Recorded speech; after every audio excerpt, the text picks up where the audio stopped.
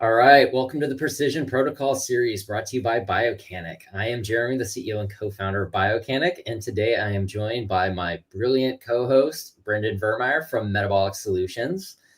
In this series, we're going to nerd out in the world of personalized health, functional medicine, clinical research, and cutting-edge wellness strategies. We'll be exploring the advanced science, the clinical applications, and the real-world impact of precision protocols designed to optimize client outcomes. Welcome, Brendan. Welcome to show number 1. I'm super excited to get this going with you.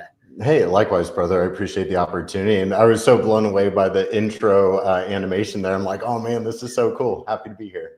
It's amazing what AI can do for you at short notice, huh? Isn't that true? Yeah.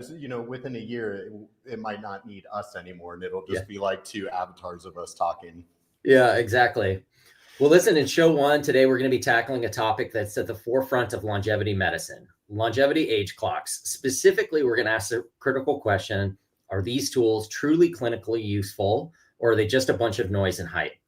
We'll be dissecting the science behind the biological age clocks, discussing their current utility in a clinical setting, and providing you, the practitioner, with a clear understanding of what's valuable and what might be considered BS in the rapidly evolving landscape of longevity diagnostics. All right, so let's get into a deep dive. So, total coincidence, Peter Attia had his podcast this week actually talking about the same topic, and we were talking about this 6 weeks ago, and we started putting this together. But to kick this off, I was going to show my data, my biological age clock.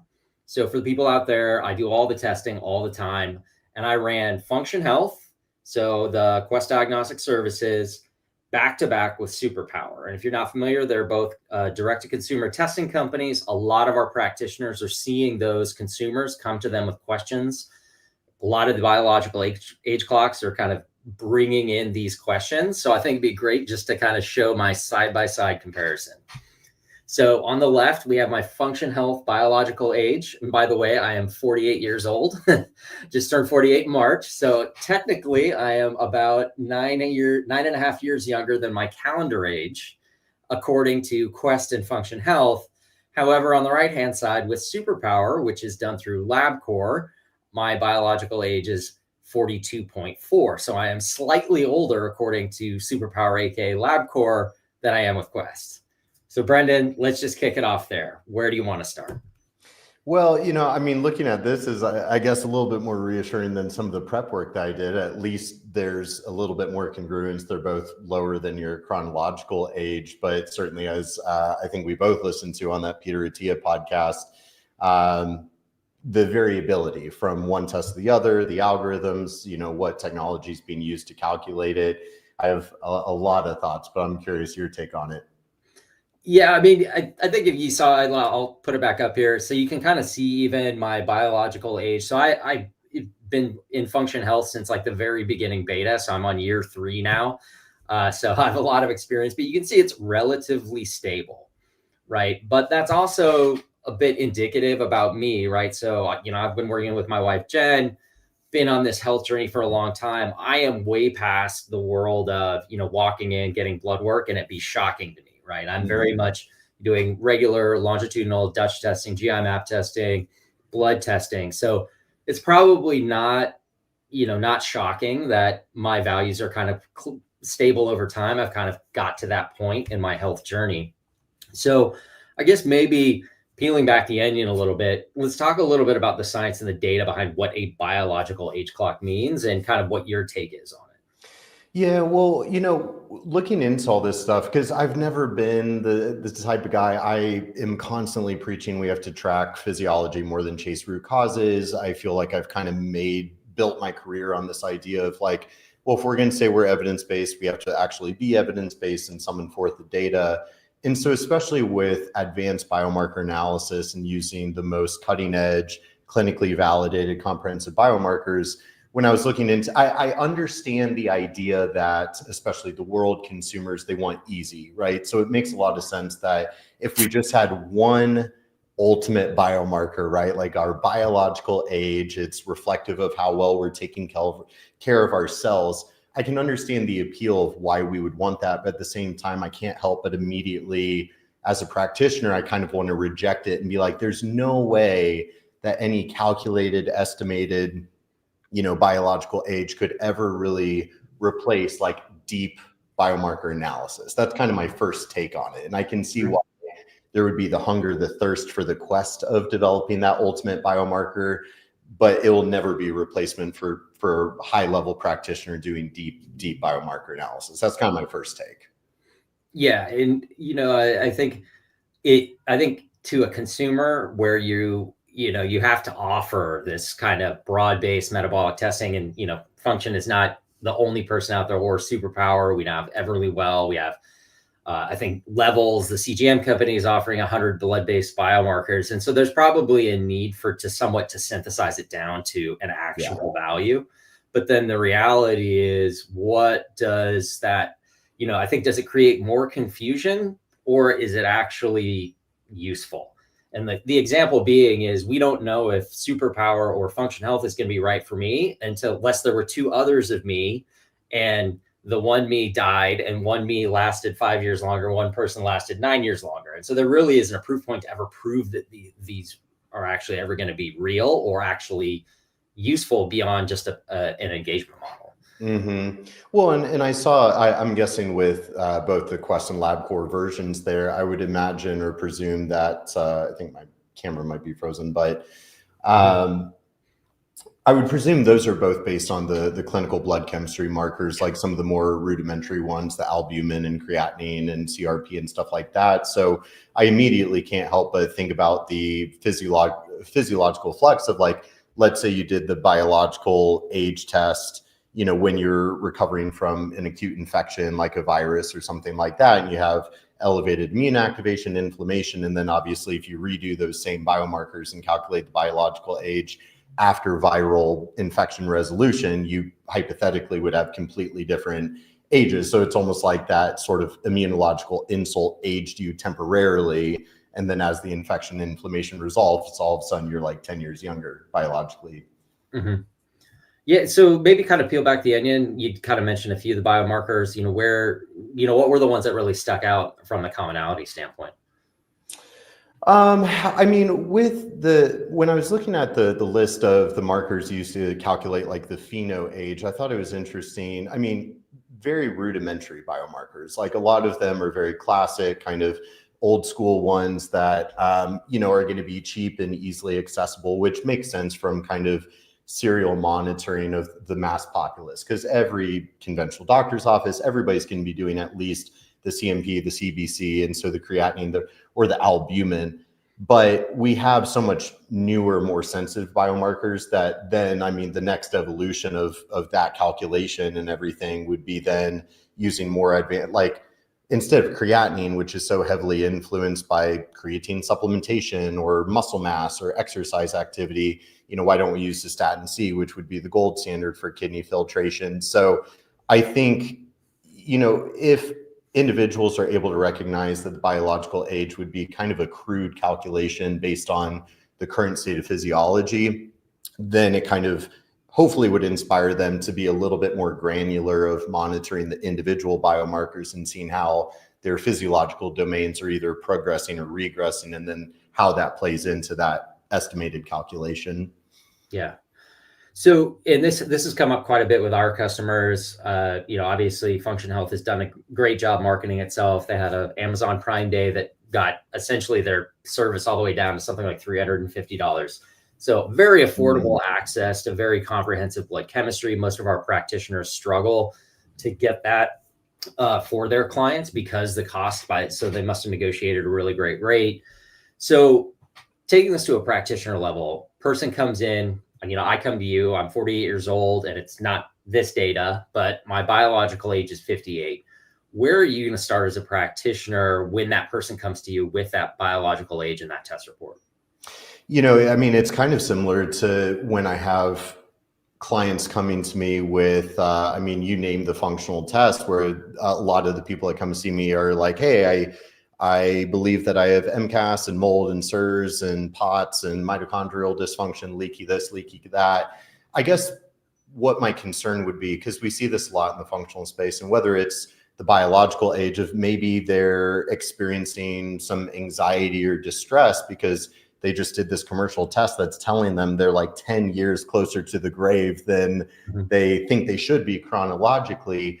I worry about the psychosomatic distress that could drive kind of a nocebo effect, because I think one of the things through my functional career, and it was never really taught to me this way, but there's sort of more the conventional diagnostic clinically established testing, and then there's like functional testing. And that's actually a really important thing that everybody needs to understand is, you know, with functional testing or a biological age test, is there actually established clinical significance to that marker? Because if not, then what does it really mean clinically? So if somebody came to me and they're freaking out of like, oh my God, Brendan, I'm 10 years older than I should be. What do I do to, you know, course correct my physiology? And it's like, well, let's look at how they actually determine this number and look at those constituent biomarkers. And then what physiological story does that tell? And how can we use, obviously, functional intervention to start redirecting the biomarkers in the right direction? Yeah. I mean, I thought it was interesting, just looking at, the function health specifically. I'll kind of pull this up here. When we look over here on the left-hand side, we've got albumin, creatinine, glucose, hsCRP, lymphocytes, MCV, RDW, alkaline phosphate, WBC.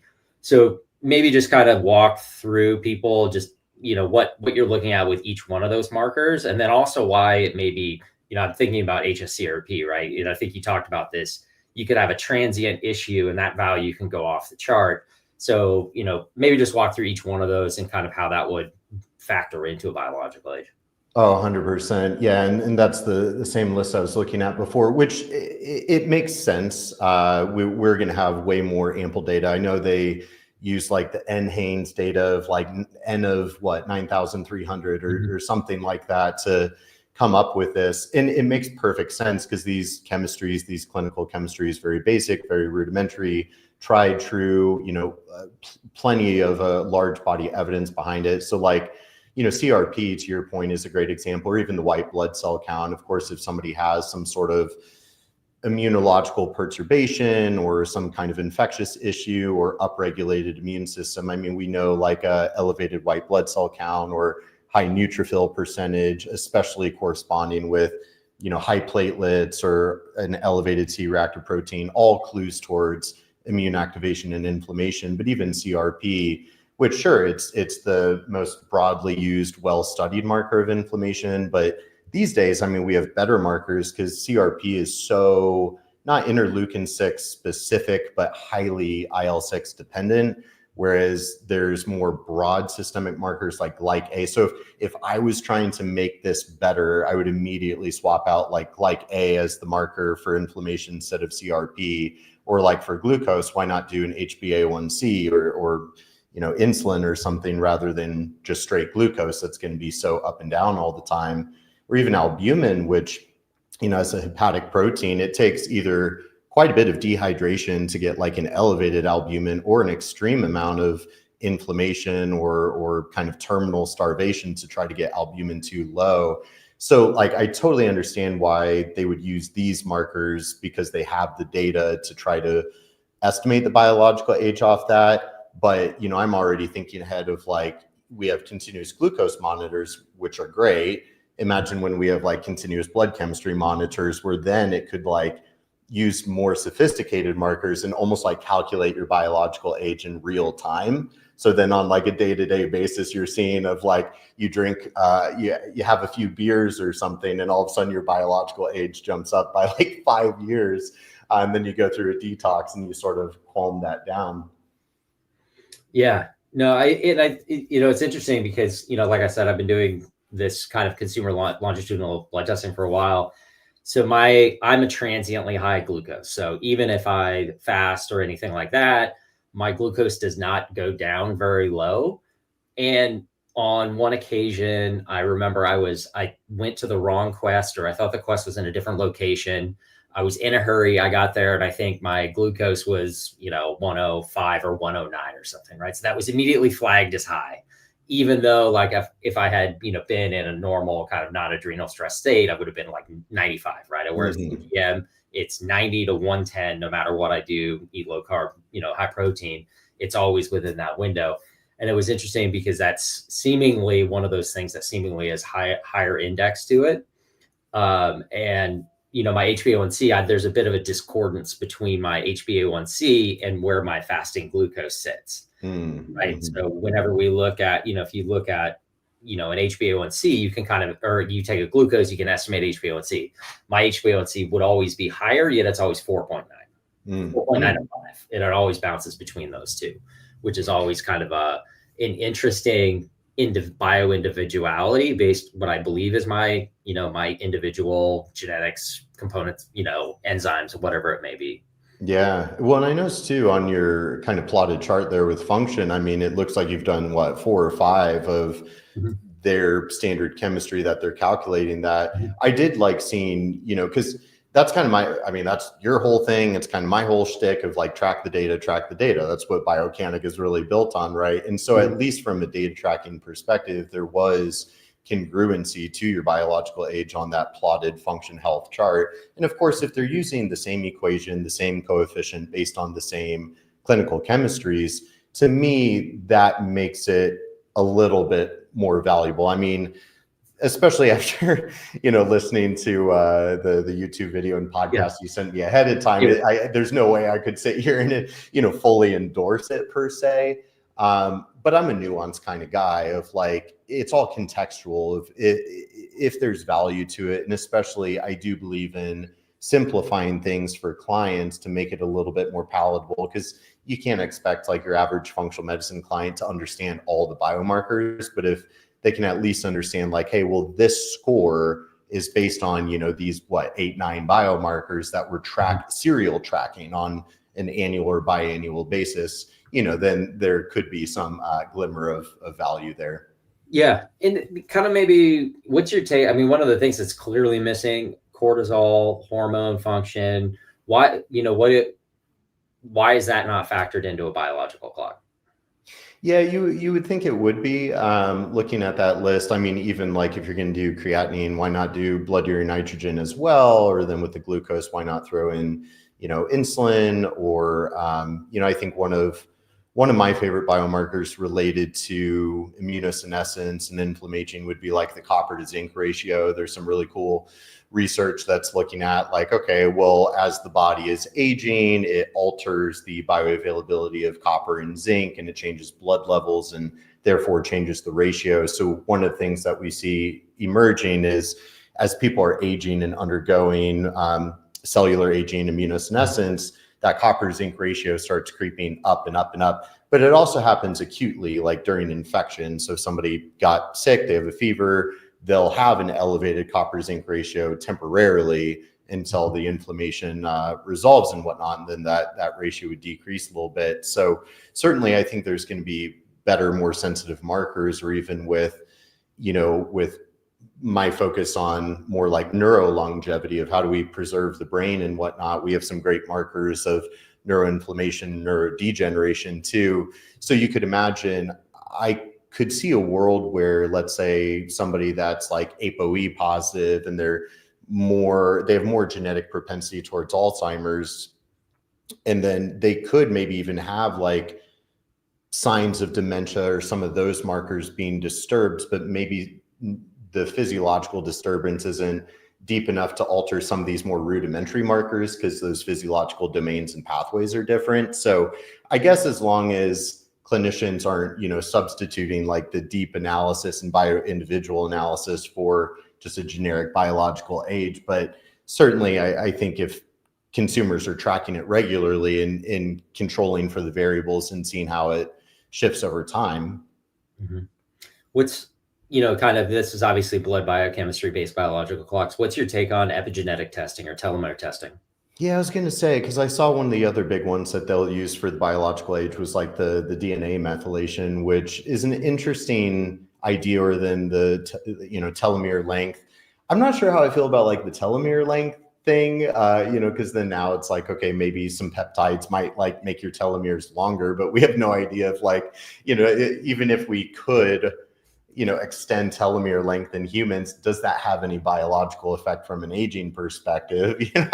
I'm not entirely sure, but the DNA methylation seems kind of interesting because I don't I think the clinical chemistry calculation makes a lot more sense of being more clinically relevant than DNA methylation patterns, because I feel like there would be too many, in utero or epigenetic factors that would alter methylation patterns, or even if somebody's, doing a lot of methylation support, methylfolate or whatever, could that then alter their DNA methylation that then positively or negatively impacts the calculation for the biological age? What's your take on that? I feel like the methylation, the direct measurement is more apples to apples, meaning they're looking at mouse models and telomere length and correlating it to, the length of a life of a mouse or a worm or whatever they're testing it on. So I feel like it's a more direct measurement. I think that it still remains to be seen whether that actually translates to the human model, right? Yeah. And we don't really know because the testing's only started. And again, how do you know until people start dying? Right. Yeah, I mean, there's so much truth to that. This is kind of what, like when I was listening to the Atia podcast, honestly, what stood out to me, I was like, wow, there's people out there that are so hyper fixated and going down these rabbit holes. What's kind of ironic about it for me, because like the pursuit of immortality, the futile pursuit of immortality is nothing new, right? Like our species has kind of been chasing the fountain of youth for as long as we've existed, and our obsession over vitality and immortality and longevity. And what I could see being ironic is I think in today's world, there's more emerging kind of neurotic health anxiety than ever before, because we have all of these tests and gadgets and gizmos. And I worry about people sort of losing forest through the trees, where maybe there's not enough emphasis on the lifestyle foundations, but then they're thinking, if I just drink enough liposomal NAD and I try to hack my biological age. But I could see a world where, it's like the Brian Johnson guy is kind of an interesting case study. His whole life is wrapped up in this pursuit of longevity. And, will that guy outlive like the Centurions in Okinawa? Like, I don't know. I guess time will tell. Yeah. Yeah. And by the way, if you have questions, post them in the comments below. We're going to answer them as they come in. So a question came in from Rebecca asking, so as one aging, is there normally a need to increase zinc? I think you touched on the copper zinc ratio briefly. Oh, yeah. The copper zinc ratio is kind of interesting. So usually doing like, I would do plasma zinc and RBC zinc. The RBC is a little bit more reflective of like long-term nutritional status, whereas plasma zinc is a little bit more transient. It can be altered by intake of zinc, whether diet or supplement or both, more quickly. But copper and zinc in the blood, like serum copper, plasma zinc, they're both acute phase reactants. So under the presence of inflammation, copper will go up in the blood, zinc will go down in the blood. So they're altered by inflammation, meaning, you kind of have to evaluate, well, if there is any inflammatory process going on and looking at your inflammatory biomarkers, it's likely just the inflammation altering the, nutrient levels. But that doesn't necessarily mean that they have like a cellular nutrient deficiency. But generally speaking, like if somebody had like a low plasma zinc and a low RBC zinc, I do think they generally need supplementation. But it's one of those, if their inflammatory markers are within a normal, optimal, healthy range, then I look at it more as a nutritional issue. But if there is inflammation, then it's like, well, let's put out the fire, let's calm the inflammation, and then see how that changes those nutritional biomarkers. Yeah, awesome. So kind of coming back to Brian Johnson, he's also back in the news again. What's your take on what he's doing and his approach, and maybe more kind of thinking about it from a practitioner's perspective, right? So we have, essentially a pseudo personality, Netflix documentary, doing a lot of stuff, plasma exchange, among blood transfusions and other things. How do you feel that presents on the industry that we're in, and how should practitioners think about that? Yeah, I'll be curious to get your take too, because I certainly I'm the kind of guy, I always want to be respectful of like, look, I respect everybody can live their life how they want, right? Like that's up to them. And I also recognize it's like these sort of internet personalities, these sort of characters, whether it's, Brian Johnson or Liver King or whoever it is, teach their own, right? And I can also see how if you've achieved a level of success by being this person and doing this stuff, it's just going to encourage you to do more of that stuff. And then you kind of get locked into it of like, as far as I know, I mean, this is how he makes a living, is by being this sort of N of one self-experimental guinea pig. Now, like I proposed before, though, it's like when you look at the Blue Zone ideology of the Blue Zone book, the documentary series, I'm kind of partial to Okinawa. I've always just loved Japan. You don't see people in the Blue Zones doing this sort of like neurotic, self-indulgent, living my life of like every moment of every day is about how can I extend my own life. You know, I think the people that end up living the longest, most vibrant lives are the ones that aren't really thinking about themselves so much and neurotically pursuing longevity. I think they're the ones out living a purpose-driven eudaimonic life. So I think there's a whole kind of psychological, psycho-emotional, and even sort of spiritual element of maybe the neurotic pursuit of hacking biology might be a little bit antithetical to more the spiritual and purpose-driven lifestyle that actually gives us not just more years, but better quality of life. So I'm kind of curious how you take it too. I mean, look, I think the benefit is, you know, there's like no press is bad press, something like that. I think one of the great things that is happening is that people now understand the only person that's going to make themselves healthy is themselves, right? That's a drum that we've been beating for a long time, but now I actually think it is in the common conversation. I call it the Joe Rogan effect, right? They're always talking about hormone optimization, sleep, working out, diet, composition. So now that it's in the common discussion, I think one of the other benefits is that we kind of skip the regulatory problem, right? So originally my concern around the industry is the pressure ratcheted up things like the food dyes that are now coming out, the food toxins that are being now deregulated. I thought there would be a lobbying effort, but I think the consumer demand has shifted so quickly because of people like Brian Johnson, Peter Attia, Andrew Huberman. That's actually, we just skipped that step. They just relented, and now they're doing the things and removing the products and doing that. So I think that's the plus side of it. I think the counter side of that is there's just people flailing in trial and error, right? Yeah. And I think that's the struggle. And that's when a lot of people come to both our customers, but even me as an individual, like, hey, should I do this? Should I eat this? You know, what about this? And, you know, it's like one of those things you're like, look, you got to start with a practitioner.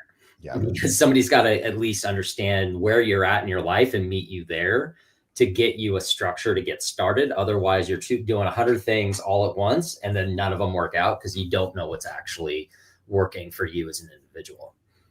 Yeah, I mean, I think we always have to make sure that we're encouraging people to spend the majority of their time and effort on the foundational lifestyle habits. I mean, I think time in nature and exercise and nutrition and meaningful relationships, a sense of purpose, spiritual practice, gratitude, like I think that's going to give you more quality of life and a longer life than a lot of these experimental hacks that we really don't know. I mean, resveratrol or alpha ketogluteric acid or some of these peptides. I mean, peptides is a big one where it's like, I love peptides and I'm all for the use of them and the sort of Wild West space that we're in of like, okay, biotech companies are kind of trying to pioneer them, but it's all preclinical data for the most part. It's, animal models or in vitro. So it's like, we really don't know the long-term health effects of these things. But, I also am all for if people are walking in eyes wide open, they want to experiment, that's great.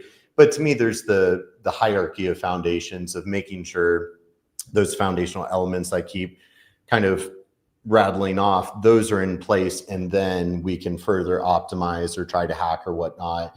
But that sort of precision medicine model too, of using the individualized biomarkers of which markers are most relevant to this individual based on their health goals, their health struggles, and then how do some of these other kind of, whether it's a supplement or a therapeutic, how does that then layer into a healthy foundation in general? I just would hate to see, to your point, that sort of misleading effect, right? Where people are like, oh, this is the way to do it, because I don't know that, the ways of Brian Johnson is what everybody should be doing. I don't think he's like a great role model, so to speak.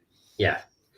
So maybe kind of just, I'm going to put you on the spot and didn't prepare you. So obviously you've worked for FDA and you are an FDA and you see clients. You've worked for a lot of well-known brands, Vibrant, Berkeley Life, Microbiome Labs.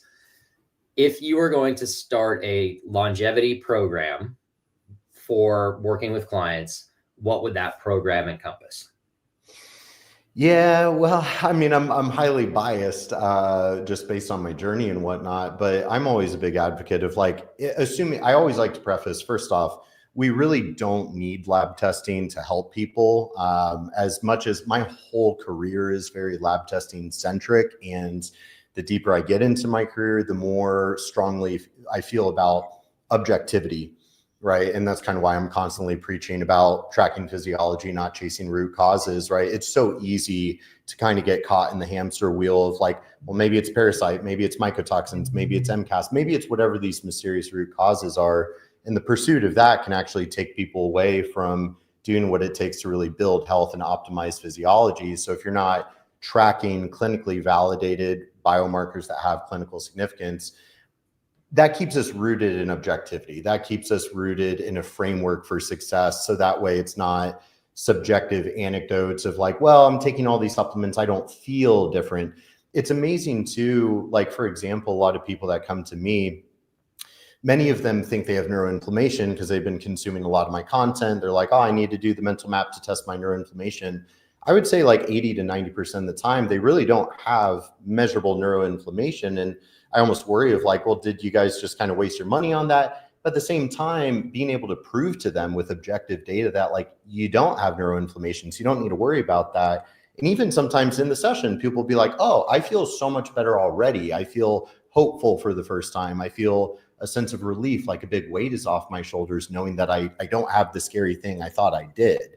Right. And so a lot of what I do ends up being using the objective data points to really point them back towards, hey, well, let's take a look at how do we optimize your exercise, your time in nature, your meaningful relationships, your sense of self and purpose. A lot of it, my career has come very full circle, and I find myself harping on the foundations over and over and over to the point that I almost sort of like begrudgingly sell people lab testing to then just try to talk them into applying themselves to the lifestyle foundations. I mean, especially with my background, fitness, nutrition, I'm biased, but I think fitness and nutrition, like well prescribed fitness and nutrition, is like, those are the most powerful interventions to optimize our biology, physiology, quality of life, and so much more. So I, of course, respect to FDN with the DRESS model. I am all about that of let's make sure that the diet, the rest, exercise, stress reduction, intelligent bio-individualized supplementation. But sure, if people want to layer on from there, look, I'm all for hormone replacement. I'm all for peptides, psychedelics, you name it. But the foundation has to be there, and that's non-negotiable. And I'll use the biomarkers to reinforce that over and over and over and bring them back to their biological truth. Yeah. And I think that, one of our kind of MD medical doctor advisors, Dr. Tracy Gavin, he talks about when a client, prospective client, patient comes to him with, one of these consumer tests and those concerns, it's kind of what you talked about, begrudgingly doing lab testing. It's an opportunity because they're like, that's great. You've invested in yourself and now you understand you have stuff to work on. Now let's take you to that next level. Mm-hmm. So it really becomes that conversion pathway to getting people into the clinic to going to that next level, which whatever it may be. Maybe it's a deeper dive in a particular area, or maybe it's just getting the basic foundations in place. Mm-hmm. Well, and I think too, like as I was listening to the Atia podcast, something I've been kind of noodling on lately is I feel like, especially with social media, because it's such a battleground of ideologies and everything so heavily polarized, are seed oils horrible for you, or is there no data to sustain, you see people battling on these topics. And I think it puts a lot of pressure on all of us where it's like, look, nobody wants to be a charlatan. Nobody wants to mislead a client or a patient or anything like that. Nobody wants to be that person.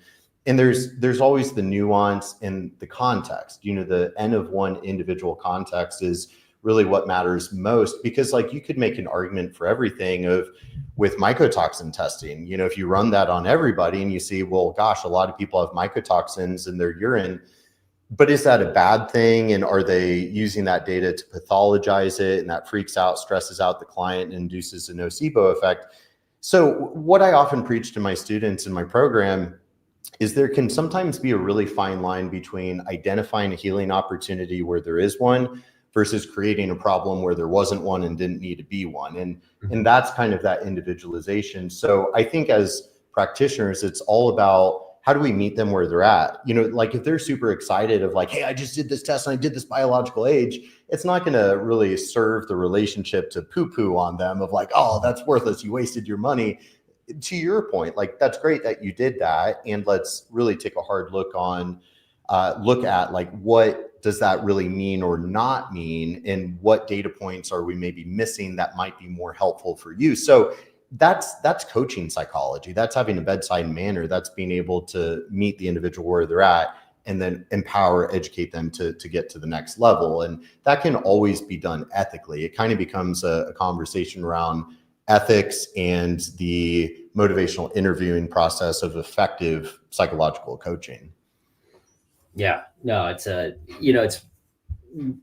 it's exciting that you can get so much information at the consumer level, but it's also a bit overwhelming for the consumer as well.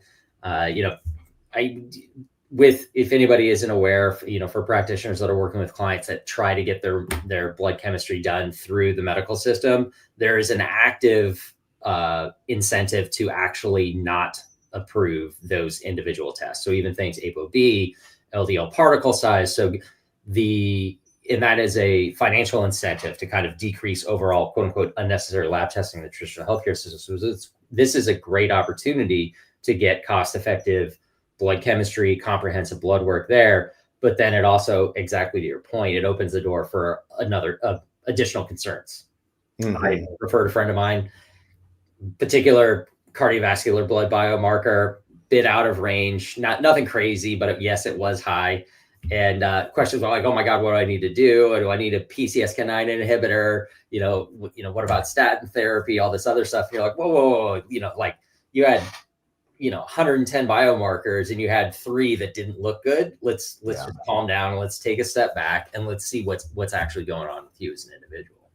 Yeah, there's kind of an irony in that. But what you were saying, that was really interesting to me. What's the incentive? Because my perspective, not being a conventional medical doctor and having never been a part of that system, I just simply look as like, okay, well, annual blood work. I mean, they really are doing like, dirt cheap, a few dollars of blood work, like not even a full CMP, not even a full CBC. They never run ferritin or LDH or like very, very, very basic rudimentary. And obviously I can appreciate like, okay, insurance wants keep their costs low and they're not going to order any testing that's not seemingly medically necessary. Right. And so I always explain that to my clients because, everybody's like, oh gosh, you might be recommending $500, $1,000, $1,500, $2,000 of blood work.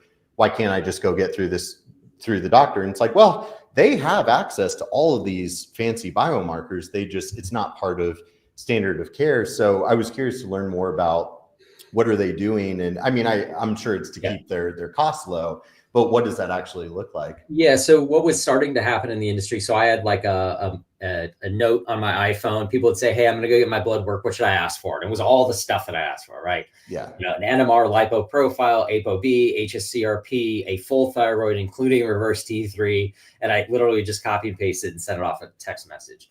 What was happening is that people were asking for more and more stuff.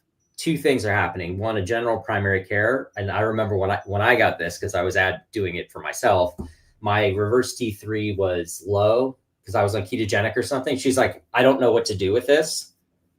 Literally, I don't know what to do with this, right? So I don't know if this is meaningful, but it shows up as being low on your report. I was like, oh, that's actually expected because of the way that I'm eating. I just wanted to confirm that. What was happening is that demand was coming up. And so it creates two issues in the healthcare space. One, it creates a liability, especially if markers go missed, right? So general primary care, not educated on LDLP, ApoB, or what to do about it. They're only trained on LDLC if then, right? If greater than, and total cholesterol is, then do this, right? Mm. And so it became problematic, but then there's also a financial incentive from healthcare institutions to decrease their overall costs, right? So yes, it's only the difference between, $20 in testing to, $40 in testing, but that $20 times 100,000 covered lives once a year now becomes material for them. And so they basically just stopped doing that. I had my neighbor, family history, cardiac death, not just cardiac events, right? And he was like, here, you need to run these panels. It took him 3 months to get approval from the cardiologist to run all of the detailed cardiovascular panels, even though he had a family history and he was at the age that I think his father or his brother had died. Okay. I mean, none of that's really surprising, right? Like in my practice, we do have like a nice PDF that we made that's exactly like, hey, if you just want some like basics, start off with some blood work that you could go ask your doctor for, because everybody asks, and I get it. But then that kind of opens up this nuanced conversation where it's like, I mean, it depends. Like, do you want reactive healthcare, or do you want more proactive health optimization, right? And so that's where you think about, you go to a conventional doctor and you complain about these symptoms and health complaints and whatever is going on. They're just going to say, well, hey, I'm going to pull some blood. We're going to run some tests. We're going to run some labs to see. There isn't any negotiation between the patient and the provider on what testing is going to be done, right? It's a much more authoritarian, like, well, I'm the medical doctor. We'll run some tests. Hey, your tests look normal. Your blood work looks normal.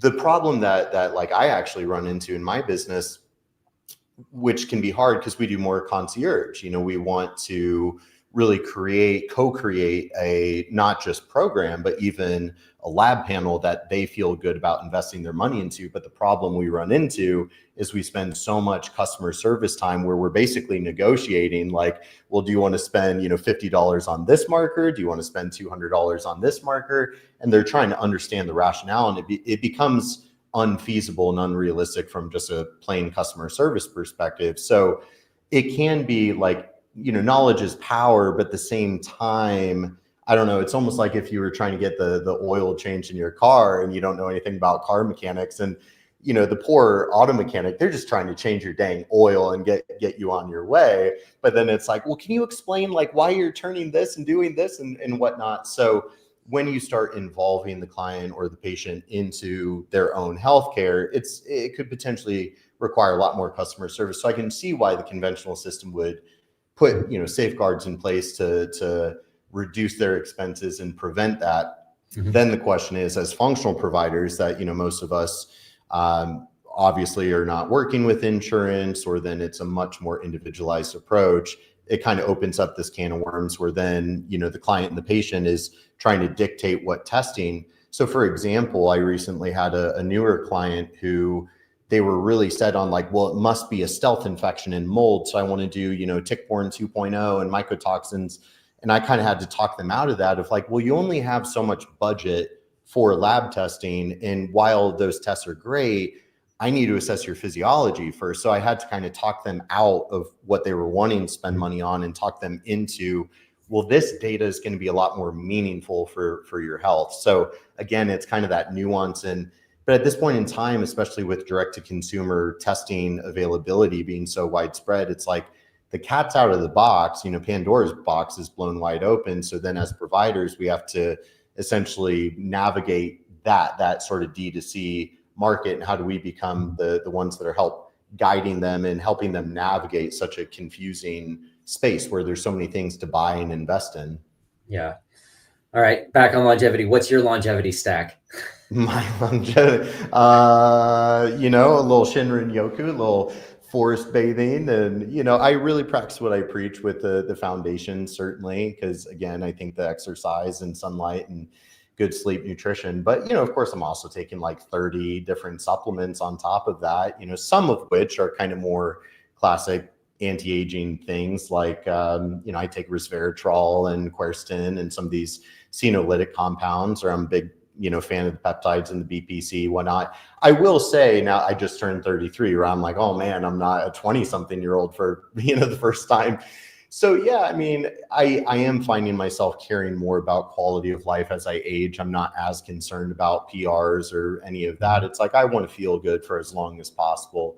some of my priorities have shifted, but I don't feel like I'm doing anything specific in the name of like longevity and anti-aging. I don't really think about anti-aging. I more just trust if I'm putting in the work and investing into my health, I trust the universe will have my back and I hopefully will live a long, rich life. But now you kind of have me curious because you're like the master of tracking all of your data points and testing. So, you got to give us your secrets, man.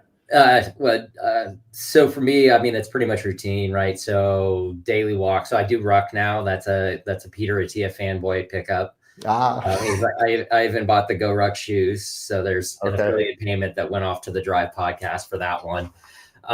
But yeah, I mean, daily sauna for me is a big thing. We have a quote unquote cold plunge in the winter when we don't heat the pool. So I'm not a huge fan of that just because some of the data around some of the effects on hypertrophy, right? So it has to be timed around like a non-lifting day. So that's been a big focus supplementation wise. So I'm curious to get your take on this. So I used to, we've had the product on the live stream before, which is an NMN supplement. So it was NMNC, it was in beadlet technology. So a lot of the questions around NMN and NR is gastrointestinal survival. I think, there's now some liposomal formulas. So I did do that quite a bit. I thought I saw changes. So I use a Polar H10 and a Garmin when working out. And I thought I may have seen like improvements in workout efficiency, meaning I could be at a higher heart rate, say for like hit interval. I use like a stationary bike at a high resistance. And I felt like my heart rate was getting higher, but my exertion was not as high. So my respiratory efficiency was better. The other thing that was interesting is I already have fast growing hair and nails and it grew really fast. Okay. Yeah. So that was one of the side effects. So have you ever done any of the NMN supplementation, NR or NAD drips I've never really kind of want to go down that route, both for the cost and the pain. Well, yeah, that's exactly my thing. Maybe I'm not like an early adopter type, or like I just did my first contrast therapy this past weekend. I'd never really formally done contrast therapy, but after doing it, I'm like, actually, that was kind of a nice way to spend the afternoon. I felt good. Like I could see myself incorporating more of that. But with like the NMN, and honestly, I can't believe how like big NAD has become in NMN and some of these things, because I mean, to me, I look at it as like, I'm a big nutritional biochemistry guy. So I'm like, well, I think if we're supplying your body with appropriate dosages of good bioavailable nutrients, like the guy on the Attia podcast, I don't want to make any false assumptions, but it kind of sounded like he really only takes like 1 or 2 supplements at a time. And it's these, alpha ketoglutarate acid or NAD or whatever else. And to me, I'm like, I feel like you're going to get better benefit, even from a longevity perspective, out of taking, let's say, 10 foundational things: electrolytes and creatine, multivitamin, omega-3, zinc, magnesium, D3K2, endospore probiotic. Because even when I think of, and I posted this on Instagram today to promote this event, of like, when I think of how do you delay aging and promote longevity, I mean, really it's trying to keep oxidative stress and inflammation at bay for as long as possible. And then that kind of opens up the question of like, well, number one, what is the level of oxidative stress or inflammation in this person's body, and what objective data shows that? Number two, what's driving any degree of oxidative stress and inflammation? Then what can we do to reverse that? But, I think the NAD, like sublingual liposomal, great. NMN, I'm not so sure on yet in general. But then even with my obsession with, inflammation, neuroinflammation, one of the major pathways that we use to produce NAD in the body is the kynurenine pathway, the kynurenic quinolinic acid pathway. So this pathway is gobbling up like 90% of your body's tryptophan on a normal homeostatic basis. So 90% of your tryptophan is going down this pathway, which ultimately yields NAD. And a lot of people do have this pathway dysregulated and upregulated, where instead of producing NAD and Kynurenolic acid is producing neurotoxic quinolinic acid instead. And I mean, these are things that can be measured on, an organic acids test, or even the Dutch test measures these metabolites. So I guess to me, what would be a little silly is like spending a bunch of money on like an expensive NAD or NMN supplement that may or may not really be that bioavailable or effective, when like the endogenous pathways that yield those metabolites might be dysfunctional, right? It's kind of like with heavy metals. You always hear people talking about chelation and, binders for heavy metal detox, but it's like our body has an endogenous mechanism to neutralize heavy metals, and it's all copper and zinc dependent. So it's like, I think addressing the foundations of physiology before jumping to kind of the fancy supplement that isn't fully vetted out or proven, right? I'd much rather have somebody invest into like the rucking and, cold plunging and all of that, rather than a $80 supplement that might not yield any noticeable difference. Yeah, it's like the old adage, you can't exercise your way out of a bad diet.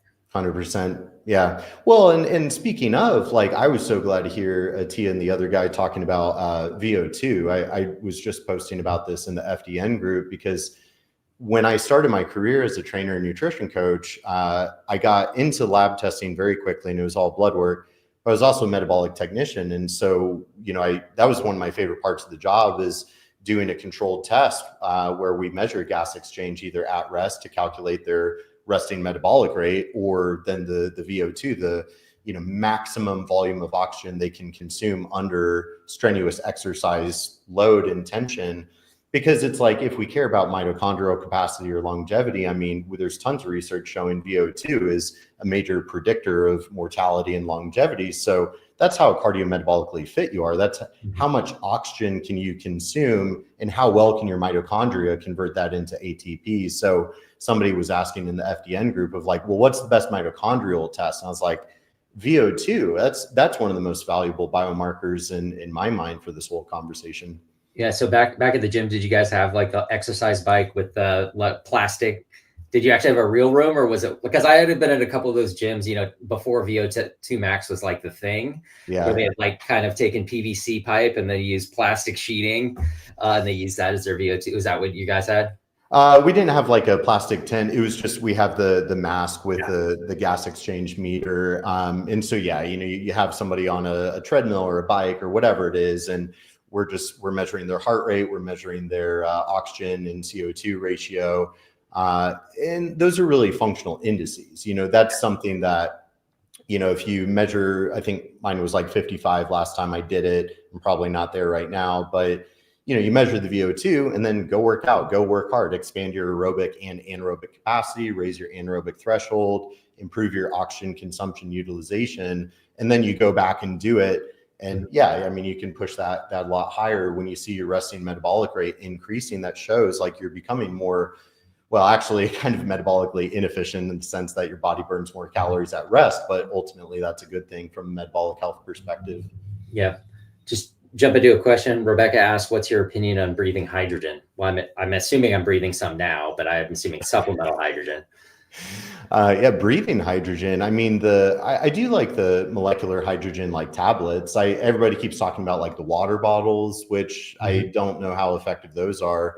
But I do like molecular hydrogen as like the tablets with the supplementation as kind of a selective free radical scavenger. I think they have some really great antioxidative properties. Yeah, I've been doing the tablets, and then Jen just upgraded to the water bottle. Oh yeah. Yeah. And by the way, I think there's only one water bottle manufacturer, because it looks the same as all of the custom branded, the Gary Brecca's, the 10X. I think it's just one company that makes the one water bottle. Gotcha. And so it's just like generating hydrogen gas like in the bottle, apparently. Yeah, it's got an element in it. So it's like a rectangular bottle, black bottle, and then it's got a USB for a charger. And then you basically hit a button and it runs for like 10 minutes and it generates it. And then it maintains it a little bit better, because the problem with the tabs is you start the tab, then you forget about it, then you look over and it's just gross looking water. So that happens to me all the time. So she got tired of doing that. Stephanie asks, has Brendan got any experience with CO2 tolerance and breathing dysregulation causing exertion limits?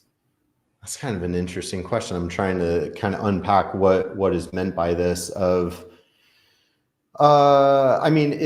makes me think of like breathing exercises and how, I mean, with the O2 to CO2 exchange rate, so that's the respiratory quotient is what we call that in metabolic technician land. So for example, like if somebody has a 0.7 respiratory quotient, that's kind of like hypothetically reflective of like pure fat burning, right? And at rest under aerobic conditions, we should primarily be burning body fat. And so we can measure that with the respiratory quotient versus like a 1.0 would be more anaerobic, like pure glycolytic sugar burning. So, if you're measuring somebody's gas exchange at rest, you would hopefully see a high resting metabolic rate with a lower respiratory quotient. Now, this almost sounds more related to like the buildup of CO2, Yes, kind of like a breathing thing or high levels of bicarbonate. related to the CPET VO2 testing. Yeah, I'm not entirely sure the context of what she's getting at there. But like with essentially with exercise intolerance, which I think might be part of this, where exertion, fatigue, malaise, I mean, a lot of people that are hypoxic in general at the cellular level, whether it's anemia induced or hypoperfusion induced, a lot of people are not effectively getting enough oxygen into their bodies and perfusing their tissues. And as the oxygen tension in the cells is decreasing, then the mitochondria are becoming more dysfunctional, and nitric oxide tries to regulate that. So, yeah. Well, awesome. We're about time. So this is the first one. Really appreciate it. Totally off the cuff. Looking forward to it. So next month, we're going to be talking some serious shit. So we'll be focusing on making sense of the microbiome testing area. Obviously, you're very familiar with GI-MAP being an FDN. You also worked at Microbiome Labs. So really looking forward to diving into really understanding poop at a deeper level. Sounds very disgusting.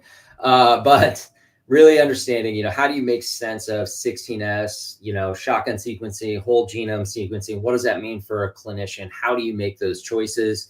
There's a lot of products out there, even more coming out today. You've got now Tiny Health, Vibrant just redid their gut zoomer, a whole bunch of stuff happening in the industry. So we're really going to dig into the different lab tests, the different approaches, and the benefits, costs, trade-offs, what you should be looking for as a clinician. So really excited for that next month. Yeah, man, this was so much fun digging into the biological age with you. Super fun conversation. So I appreciate you having me. But yeah, the next one's going to be fire. I have a lot of opinions on that. And there's some unknowns, right? We need more research, and I'm sure we'll talk about it, but that should make for a fun episode. Yeah, we got some really cool data we'll share as well.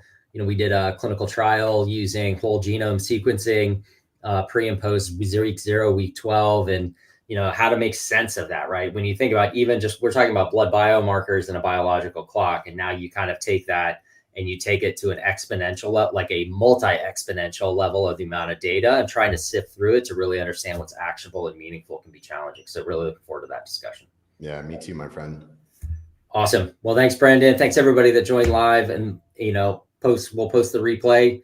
Add comments if there's any questions and follow-ups. We're happy to get those over to Brendan and get those answered for you. But thanks again. Absolutely. Thank you, guys.